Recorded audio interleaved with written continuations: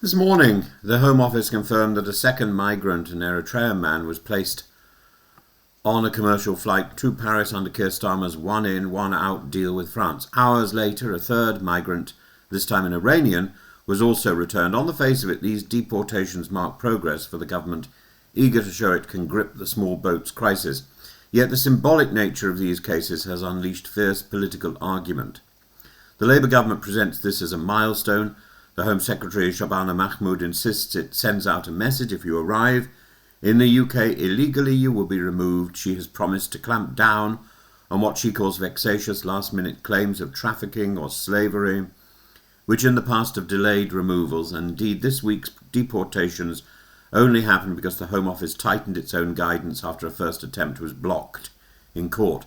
But the reality is sobering. As these flights took off, hundreds more migrants were being rescued in the Channel and brought to Dover. The scale dwarfs the symbolism. Since Labour came to power, over 50,000 have crossed by small boat.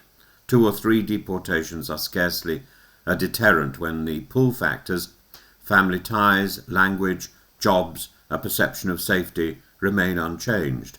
And this is where critics like Richard Tice of Reform UK seize the stage.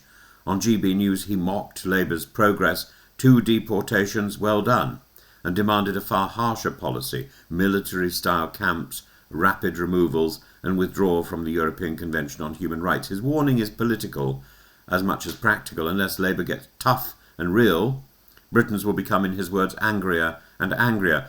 Donald Trump, during his state visit, chimed in with characteristic bluntness. He told Sir Keir he could call in the military to stop the boats, arguing that migration destroys countries from within. Sir Keir demurred, pointing instead to his deal with France and stressing that the Navy already supports border force logistically, yet the contrast is stark. Trump offers dramatic theatre, Starmer cautious legalism. Meanwhile, former Tory advisers like Charlie Rowley argue the scheme is a joke. One in, one out looks like a swap, not a deterrent. Shadow Home Secretary Chris Philp went further, branding the deportations pathetic when hundreds are arriving daily. And even some Labour veterans such as Jack Straw hint that Britain may need to revisit its human rights obligations if it is to tackle this problem at scale. What is at stake here is not simply numbers but credibility. The Rwanda plan collapsed in the courts and cost £700 million.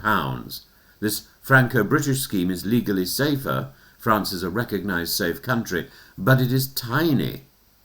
It may demonstrate that removals are possible, but it cannot on its own smash the gangs or reduce crossings in the near term. The broader lesson is that migration is never solved by a single gesture. It requires layered policies, safe legal routes for genuine refugees, faster processing to prevent backlogs, international cooperation to disrupt smugglers, and a candid debate about what level of immigration Britain can sustain. For now, the government's flights are both real and symbolic. Real in that 2 men were actually returned to France, 1 more going. Symbolic because each removal is dwarfed by the hundreds arriving that same morning.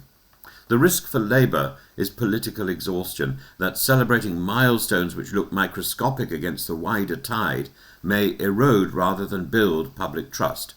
For Reform and Conservatives, the opportunity is clear to hammer the government for weakness and to argue that only radical action, leaving the ECHR, for example, military deployments, for example, wholesale detention, for example, will satisfy public anger.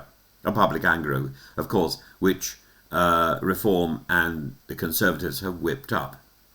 The challenge for Sir Keir Starmer is to chart a middle course, to show firmness without succumbing to Trumpian spectacle, to uphold human rights while persuading voters he has control.